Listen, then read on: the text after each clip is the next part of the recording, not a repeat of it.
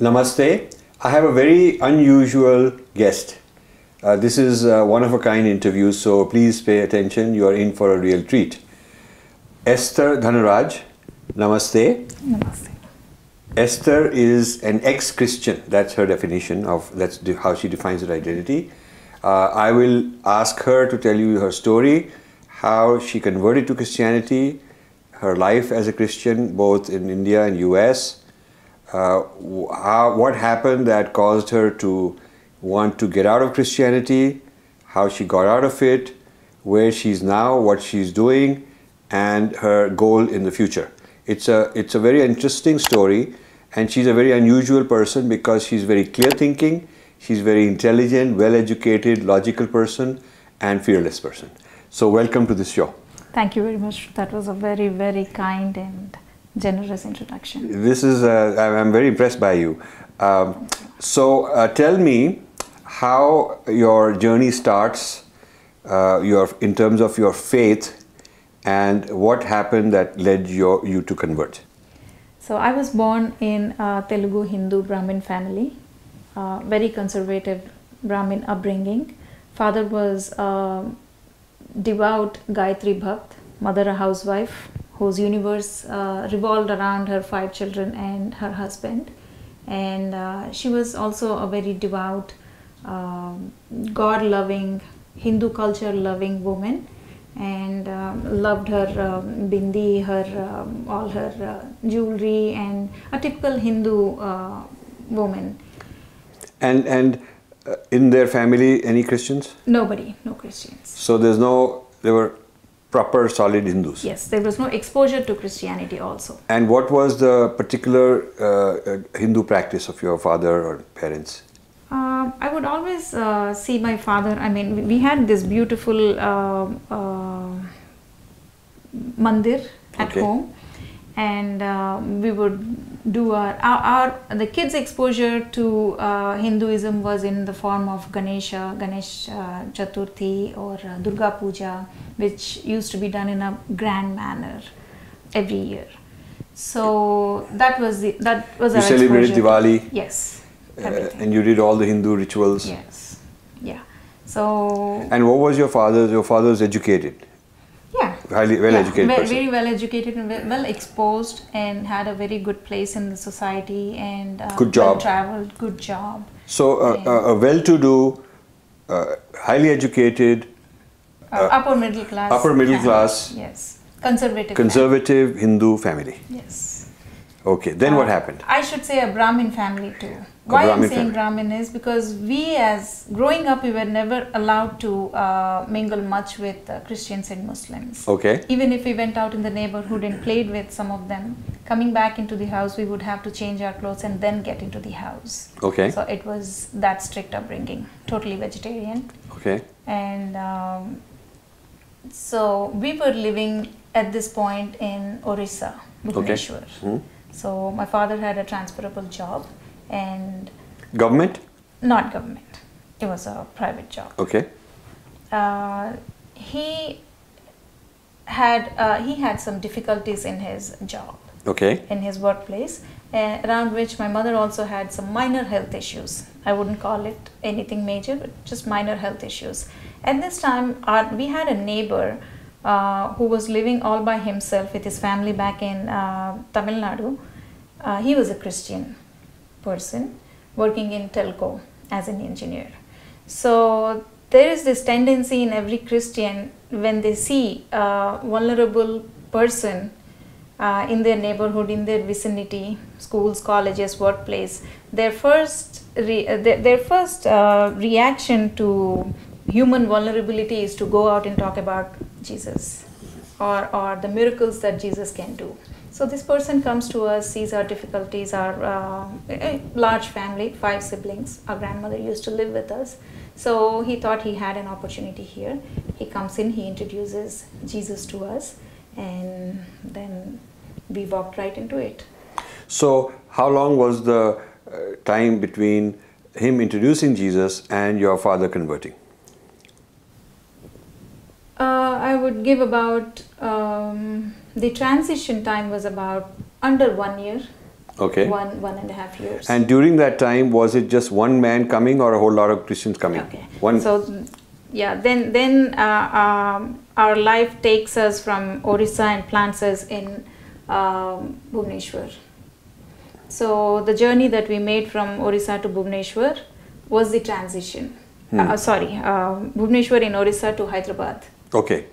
Was the transition. So my parents were moving away from their ancestral Hindu faith into Christianity. As they moved to Hyderabad. As they moved to Hyderabad. In Hyderabad also, my mother, before the entire family relocated to Hyderabad, my father and mother had come to Hyderabad to get a surgery for my mother. So that was when they lived at my aunt's place, and my aunt's neighbors were Christians. So this was second group Christian? This is second group of Christians. Okay. And this was the real deal. Okay. Not that. That was just prepared. an introduction. He kind of prepared the ground. Yeah. Okay, so was the attraction towards Christianity, when they sold Christianity, was it all positive about Christianity, or also knocking down Hinduism? Or were you too young to know? I wouldn't say I'm too young to know, but back then there was no Hindu bashing. No Hindu conversion. bashing. Okay, so you were how old when this happened? The introduction, I was about 12, 13.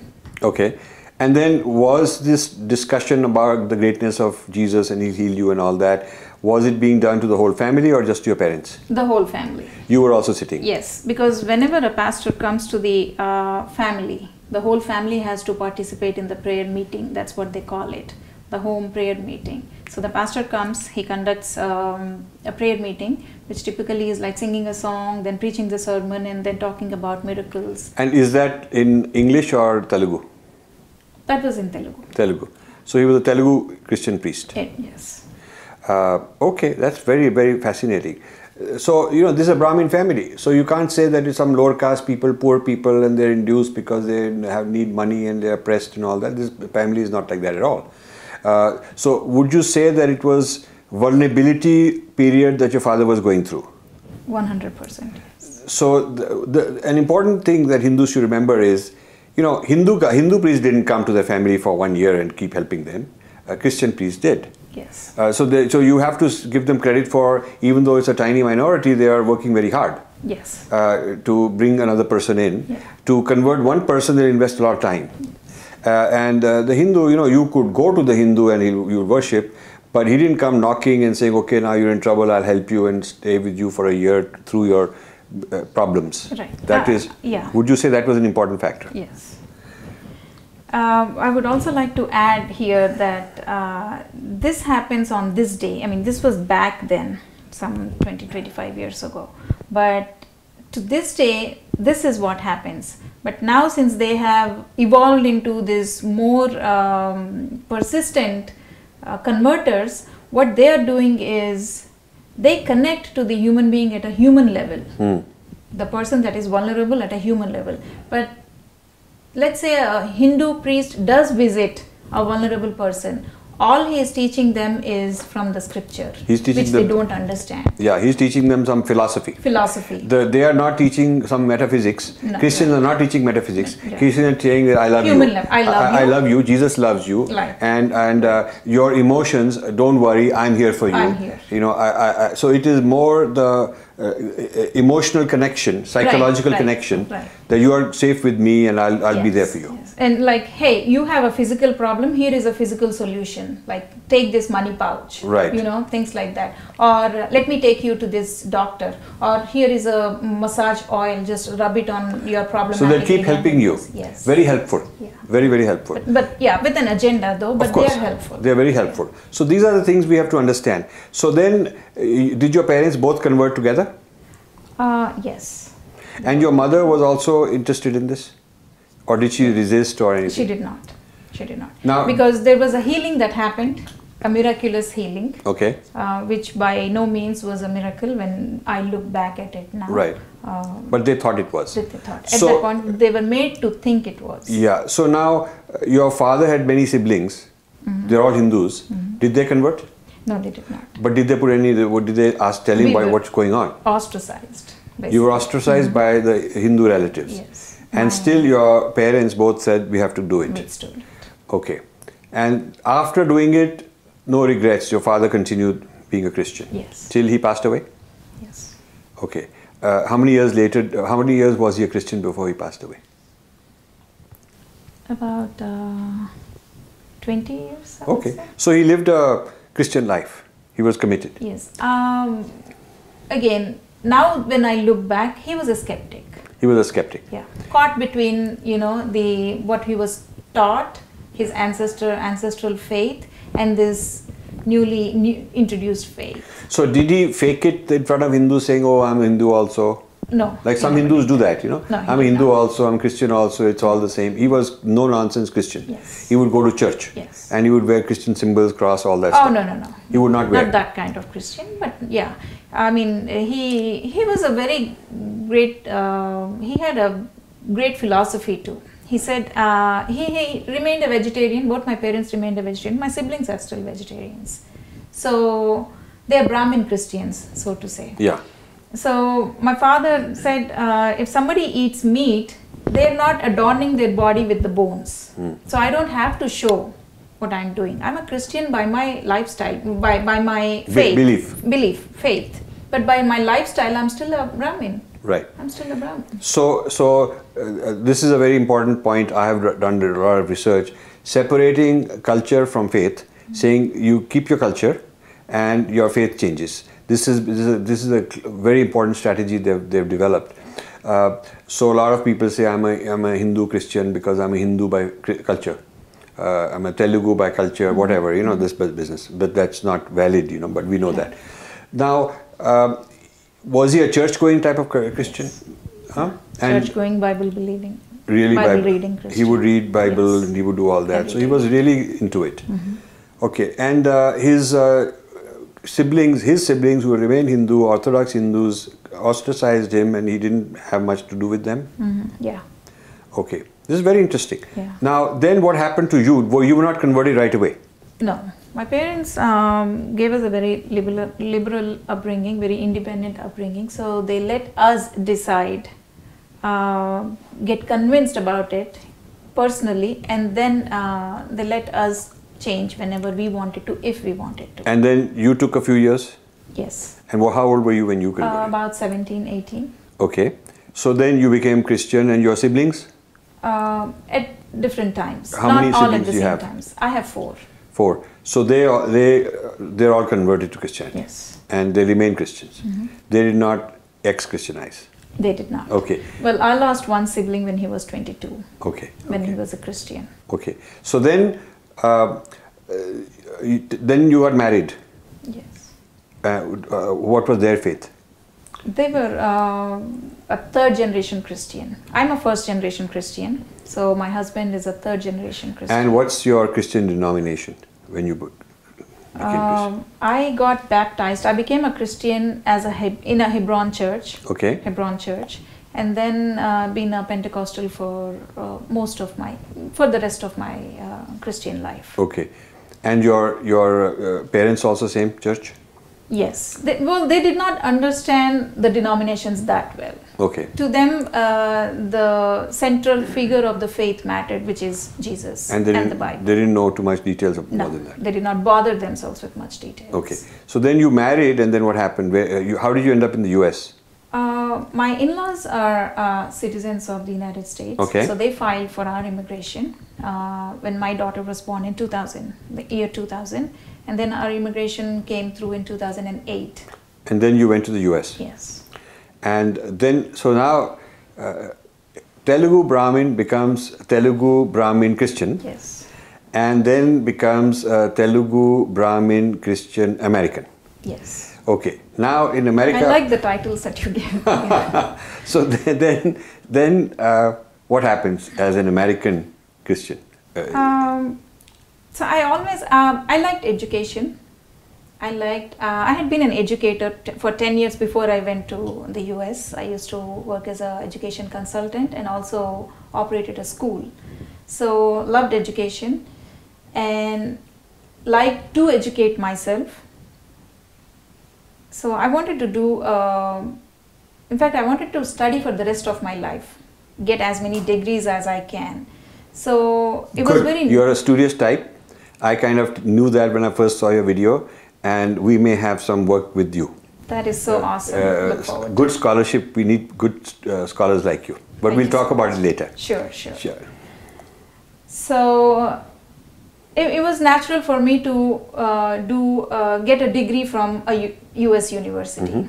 So I had two choices.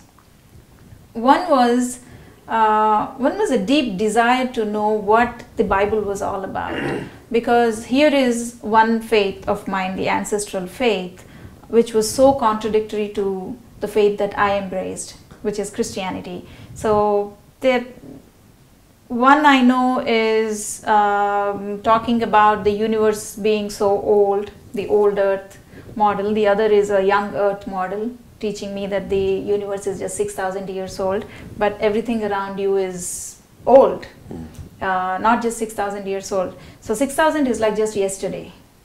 So I needed to know. You have an intellectual mind, and you wanted to go deep and study it, study the thought process, the logic, the scientific approach. You wanted to not just be in blind faith and emotionally, but you wanted to understand it. Yes. So what did you do about it?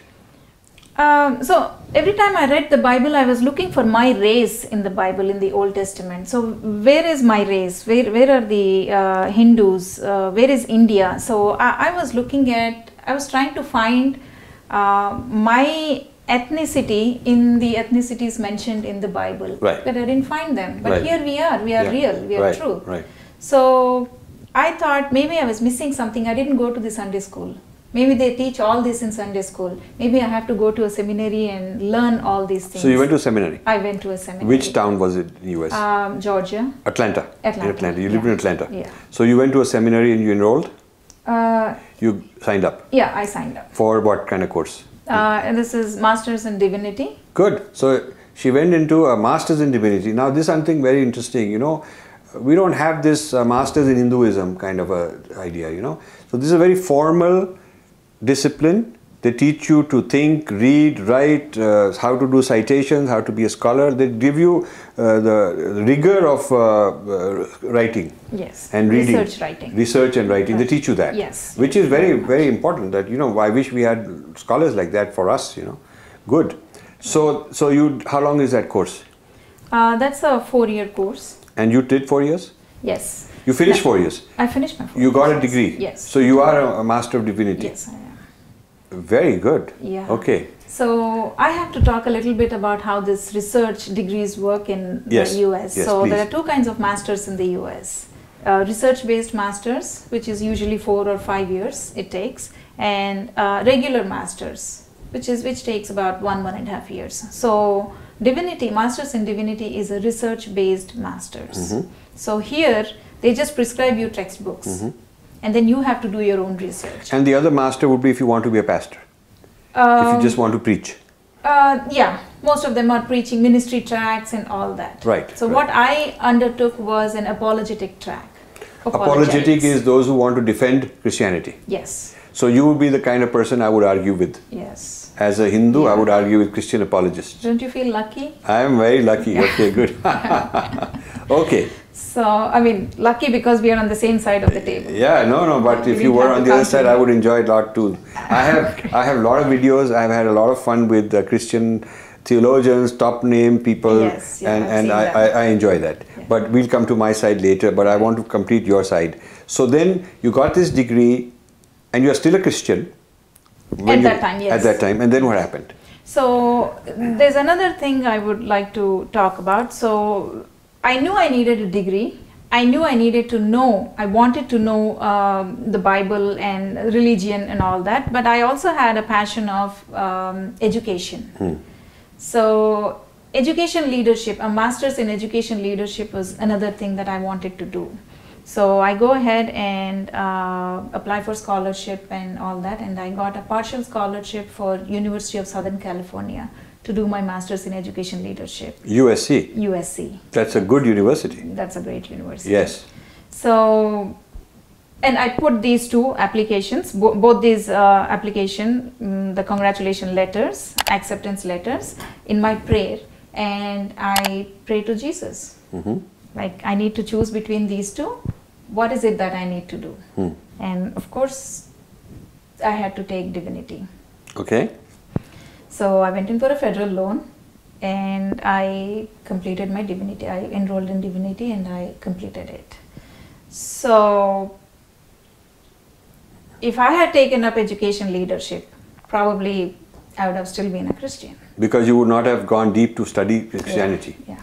You would have just assumed Christianity and not bothered to investigate it. Yes. But the Divinity made you investigate Christianity. So you're a very intelligent person, because they're feeding you in Divinity school, but apologists particularly, the teaching, brainwashing you how to defend this, but you are thinking for yourself. Yes. Yes. Good. That's very unusual for, because I'll come to it later, but I find that Indian Christians tend to be more blind faith. Yeah. They're not really questioning, even like the American Christians, at least question, and you can get deep into the issue, and they'll tell you, okay, I agree with this history, I agree that has happened, this happened, but here is still my logic. They will do that. The Indian Christian will deny it, say, they'll get very emotional and angry at you, even for raising issues that are very obvious in the Bible also. Yes. So now you are into an investigative mode in the Divinity, and you finish your Divinity. And you're still a Christian. So what happens?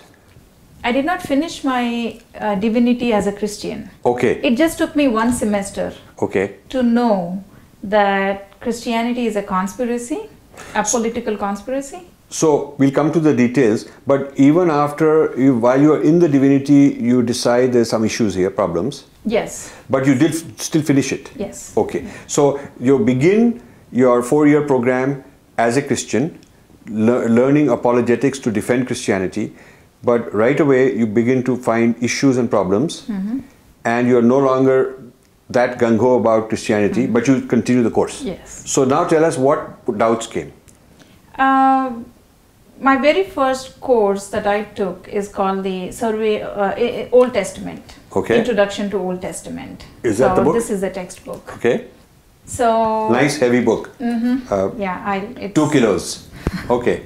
Yeah, and we wrote about 6 papers, I think, on this book, and most of them, one of the papers was justifying God's atrocities, the Canaanite genocide, justifying God's command to kill the Canaanites. So, and I did justify, and I got an A on that. So I was reading this book, and for the very first time, and this is written by an apologist. So for the very first time, I'm reading something like the Bible has contradictions. So contradictions and Bible in the same sentence kind of shocked me. Because 25 years of Christianity, and never once did I see a contradiction. And I used to read the Bible cover to cover every single year. And so there cannot be contradictions in the Bible. Why? Because it was divinely inspired. And here I am reading written by a theologian, written by an eminent apologist in the United States, saying that the Bible has contradictions, but I had to stop where he said the Bible has contradictions. I would go to the but later. It's like, wait a minute. How can there be contradictions in the Bible? How can there be errors in a text that was written by God himself or the Holy Spirit himself? So I go to the defense arguments later, but I went through all the contradictions, and he lists those contradictions one by one. His but would be that there are contradictions, but I'm here to sell you, I'm here to convince you how to argue against them. That is apologetics. Yeah, apologetics. So you should know there are contradictions, but your job is still to sell the product. Yes, yes. So basically, this is a flawed product, but you got to sell it. Yes. That's really what he said. Correct. I mean, the reason I took apologetics, I had a choice between the ministry track and apologetics, picked up apologetics for the very simple reason that I had to come back to India. I mean, God took me to the United States for a reason. Right. To learn his, to learn about him.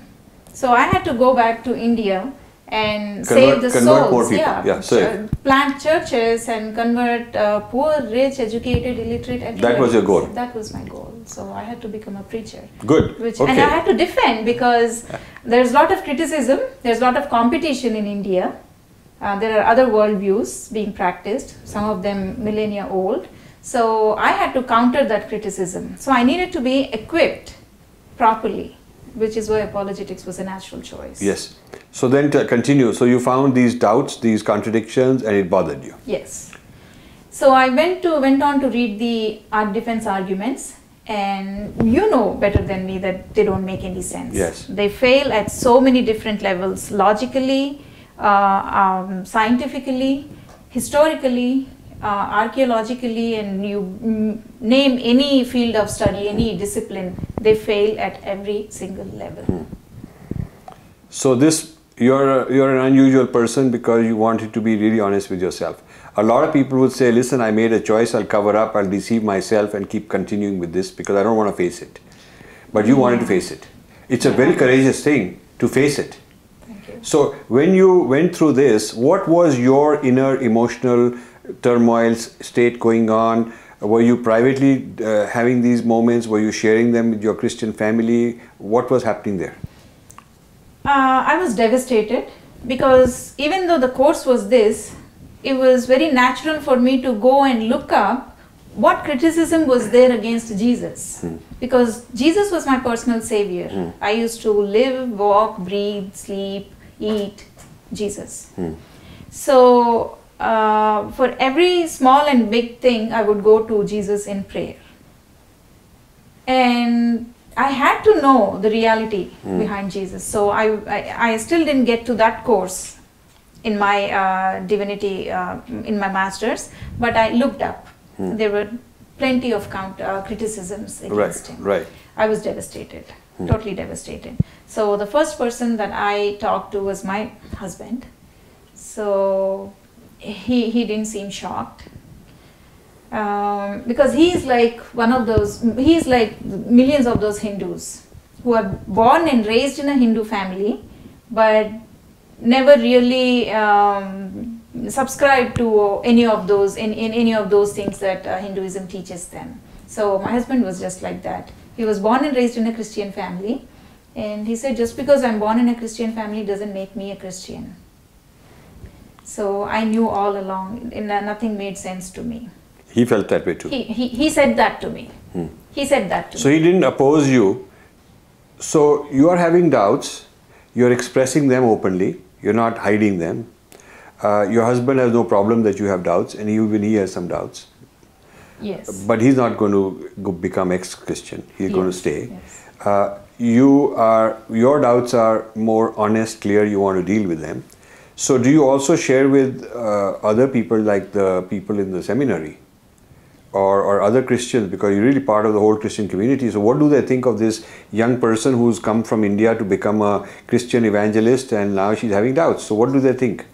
So I did not explicitly place my doubts in front of them, but it was showing in my papers. Okay. That the transition, they were able to feel it in my papers. Did they comment on that? They failed me in a course. Oh wow! I had to retake a course. Wow. Yes. They failed you in the course. So much for intellectual freedom. So much for intellectual freedom. Yes. So now, did they say things like these doubts are because the devil is kind of playing tricks on you? Did some people say like that? Yeah, but that is regular Christians do Christians. that. But again, they have this tag of intelligent Christians, right? Yeah. So, and these are also people in the US. Right. So then this went on for a few years, this process that you are in the seminary, but you're not buying their story. Yes, yeah. And then what happened? So I have to go back to this my husband thing. Okay. May I? Tell us. Yeah. So I expressed my doubts to him, and he was always a nominal Christian. He got these doubts, but it didn't bother him too much because he was not as devout as me. Okay. He did not blindly believe like me. The reason I was devastated was you were more invested. I was more invested. If you are invested and the thing is a sham, it really devastates you. Yes. If you're not invested, you're taking it as, okay, who cares, then it doesn't bother you. Yes, he was always like that. Yeah. So, but for some part, we were raising our child, our daughter, and she was in 4th grade around that time when I was transitioning. So, we were having, my husband and I, we were having these discussions, and my husband did not want me to have the discussions around her. So it would confuse her.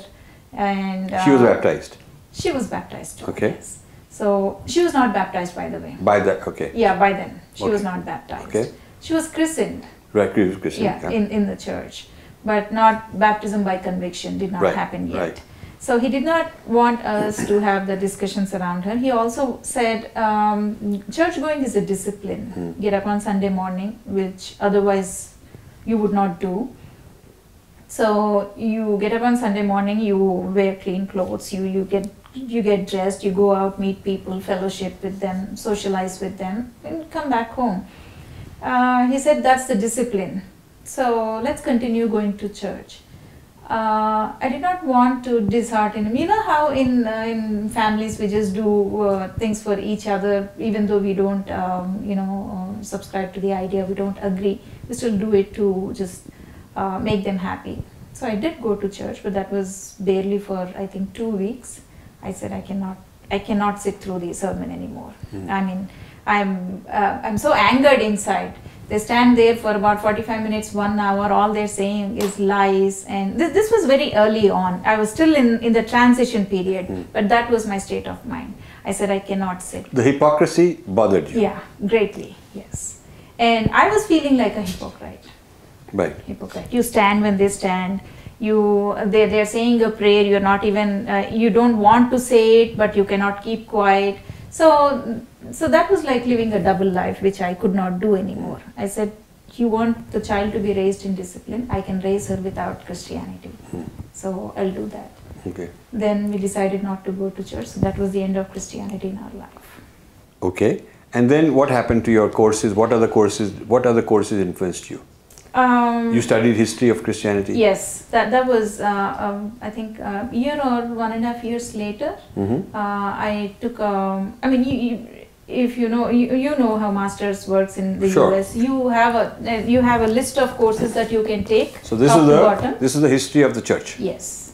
So this is 3 kilos. Okay. So this was the Old Testament was the beginning. Where my doubts happened. So this is the final nail in Christianity's coffin. Yeah, they don't teach this in India. They're scared to teach all this. Yeah. Yes. History of Christianity. History of bloodshed. So tell us what bothered you about all this history. So all my Christian life, I was, for 10 years before I moved to the US, I went to this English church that was started by an American couple. So they were talking about, they went into core doctrines, systematic theology, that's what they call in our, in the MDiv parlance. So we were always taught that the church was established by Jesus Christ himself. His apostle Peter established the church. But here I am reading the history of the church and I am looking for God in these 700 pages tome. So I find everybody but God in this. There's bloodshed, there's blasphemy, there is incest. One king fighting another king. Yeah, for succession to the throne, and his mother marrying the mother marrying the son, just all in the name of power. Right. So there is, name every evil trait of a human being, you find it in the history of church. The church, yes. So this is something I want to say. She's very brave. I find a big difference between Indian Christians and American Christians. American Christians are they will rationalize, but they will not deny these facts. They will rationalize them as like apologetics, and they will say, okay, I know this, know that, but. Indian Christians are not even taught the stuff that they'll be too gory and they don't want to. It's all religion of love. Yeah, it's all love and peace and all. No, religion of peace is Islam. Religion of love is Christianity. Love, So we've been invaded by the religion of love, and the religion of peace. Yeah. Both have invaded us. Yes. Yeah. One came to love us, and they invaded, conquered, set up all their stuff in Portugal. The Portuguese came, Goa, and Inquisition, destroyed our civilization. All of that. Lovers, religion of love. In love. And then came the religion of peace, Islam, and they did more of that. Yeah. So we've had two of these happen to us, two Abrahamic religions. Right. So you figured it out. Yeah, but my biggest, I did. So the biggest problem I was facing was, well, if Jesus is love, Jesus is the Prince of Peace, that's what he's called. So if Jesus is the Prince of Peace, they did not have to spread Jesus by the sword. Yeah, and they themselves are not peaceful. They are not peaceful. So you go out and murder these people by, you destroy villages, you put them to sword just because they don't embrace your Prince of Peace. Right. So the Crusades, the Inquisitions, the witch huntings, everything is in this book. Now what I like about this book is this author is a theologian. He's Christian. You can find it in his writing, in his style, in his tone, but he gives you an unbiased report of what happened and how the church came into existence. How was the reaction of other students taking the same courses? The first course where, there's contradictions in the belief and doctrine. A second course, there is total contradiction in the moral ethics of the way they're living. They're living a violent life and immoral life, and it all bothers you. But then you're not the only student, there are all the other students, and it's not bothering them?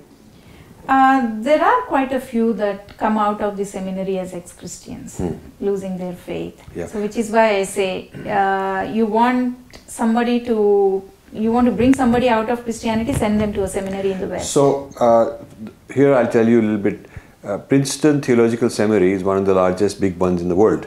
And so I have sometimes recruited as research assistants people who are there, students in Divinity and various high-level programs. And one of the finest, most brilliant research assistants who helped me a lot in writings was one of those guys who, as a result of working for me, he got out of the seminary and decided he didn't want to practice any of this anymore. So it does affect them, and some of them are they're very sincere and genuine and naive in getting in. And they haven't had the opportunity to introspect. So, he had a chance to just sort of, I didn't convert him, I didn't want to do anything, I just gave him answers, and he had to go keep reading more and more. Then he started arguing with his professors, then he just decided to get out of there. So there are such people. Yes, honest people. Yeah. So this is good. So this is your story of how you got out. Yes. One very prominent person who went to a seminary and came out of Christianity. And this person is very, very important to Indian Christianity, because the person is none other than Billy Graham's close associate, who was a key member in Billy Graham's missionary organization, who converted 50% of India and most of 80% of Africa. What is his name? In the 80s, Charles Templeton. Charles Templeton. Okay.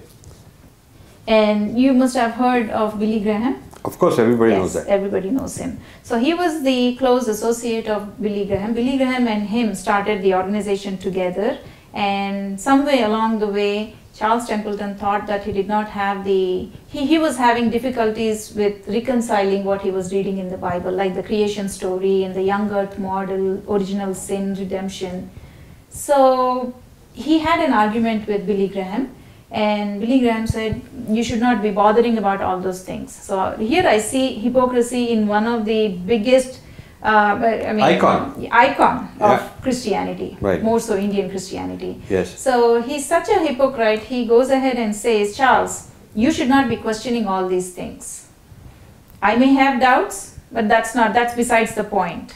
But here I am, I'm a Christian, I will live like a Christian and die like a Christian.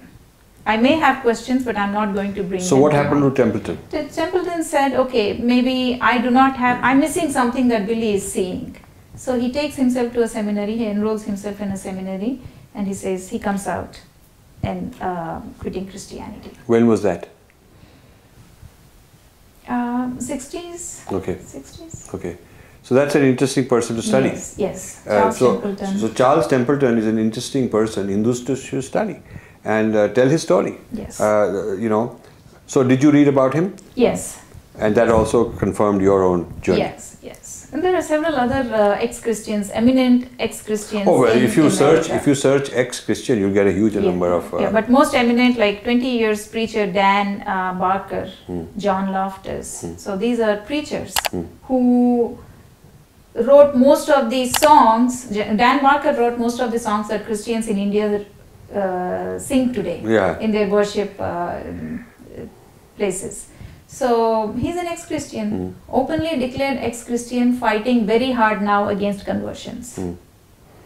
So, okay, we'll come to this when we talk about your goals and what all you can do, because you can do a lot of good organizing this and bringing this to the attention of Indian people. Sure. Because Indian people are not, they're denied this, they're given this complete BS, and the church won't let this same knowledge that Americans, Christians have access, they won't let this come into India. This is your story in essence. Yes. So now your identity, your faith identity is ex-Christian. You're not in any other faith, but you are ex-Christian. For now, yes. And that is fine. This is a very interesting story of Esther. Very honest, and she's so clear. She's so transparent, confident. I think there's a brilliant leader here to sort of take this kind of a message to the Indian Christians. Not that all of them should get out of Christianity, but they should at least be given the chance to think. They should be given the data, and then they should make an honest decision. Yes. And it's never too late to say, I've been wrong. I've fooled myself for 25 years, but I don't want to keep living a life of hypocrisy.